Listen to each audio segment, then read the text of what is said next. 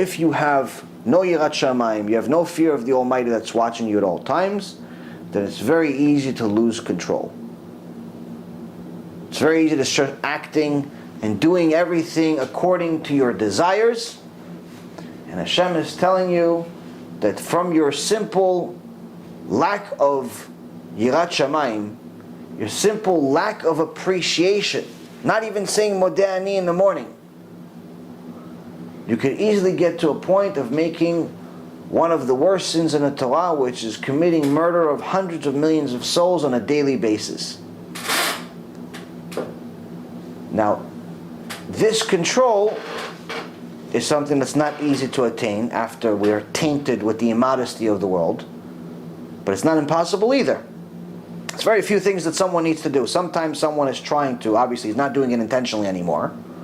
Baruch Hashem, they watch the shiurim, they're scared, they're looking to do tshuva, they stop, but they still have some things that they're not in control over, like for example when they go to sleep. So there's a few things that someone needs to do. First and foremost, obviously, the most important beginning stage is you have to watch your eyes. If you watch immodesty, whether it's live, in the world that you live around, every time you see a woman, you're like one of these toys you buy at the baseball games with the bobbleheads. You look at everything that walks, you're going to waste seed. Whether intentionally or not intentionally, you look at women, even if you're looking at modest women.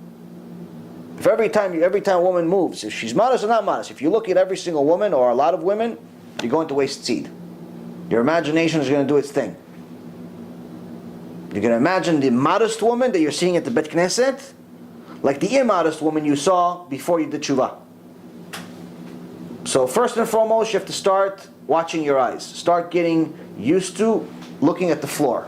Start getting used to training yourself that every time you see a woman, you see what you need to see, which is saying hello if you need to say hello, and then looking away, or looking into nothing. Sometimes I could look straight at you.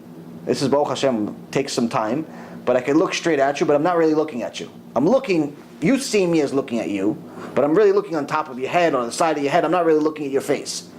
And that's necessary not for men, it's necessary for women, because sometimes I can't really look at them.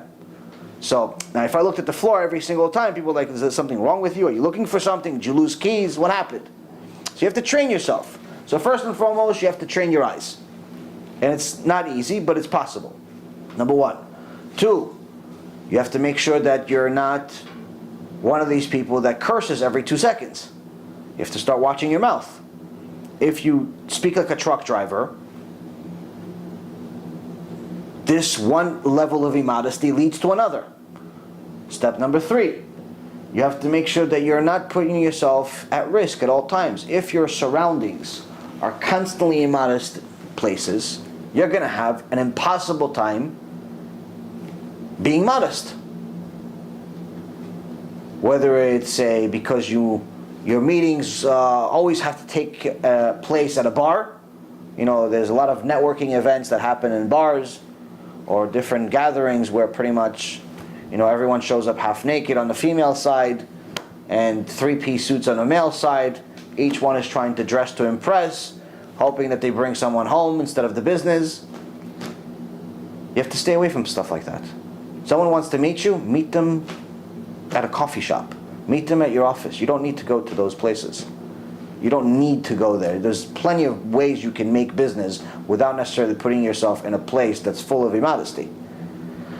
I understand people think, oh wait, but maybe I'm going to lose an opportunity. Well, yeah, if you don't believe in God, then yes, you'll lose an opportunity. But if you believe in God, then God knows that you're not going there, not because you don't want the business. You're not going there because you don't want to see immodest women. So He'll give you the business other ways. If you believe God runs the world, you have nothing to worry about. So, watching your eyes, watching your surroundings, watching your mouth, and last but not least, choosing your friends.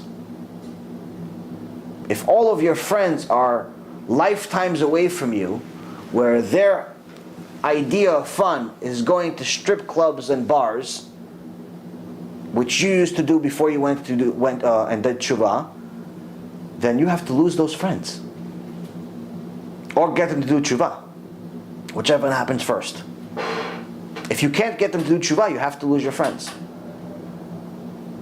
eventually the stronger your tshuva is, the more that relationship is going to lose its meaning, because you're going to have less and less in common.